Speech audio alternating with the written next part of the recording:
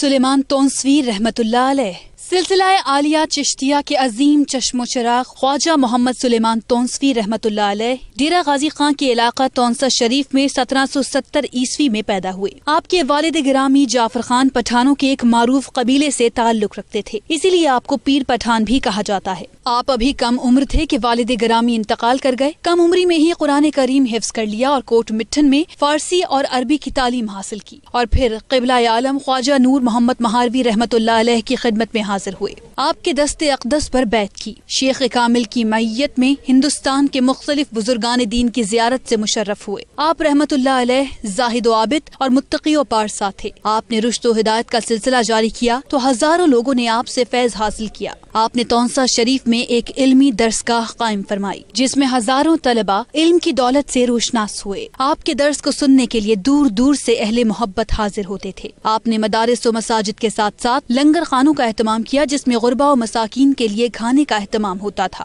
ہندوستان، افغانستان اور پاکستان کے ہزاروں خانقاہیں آپ کی فیض یافتہ ہیں۔ خواجہ محمد سلیمان تونسوی رحمت اللہ علیہ کا شمار ان اکابرین امت میں ہوتا ہے جن کی جدوجہد اور کاوشوں کی بدولت اسلام کی ترویج و اشاعت ہوئی۔ پوری دنیا بالخصوص ہندوستان میں آپ کے عقیدت مندوں کی تعداد لاکھوں میں ہے۔ 7 صفر آپ کا یوم وصال ہے۔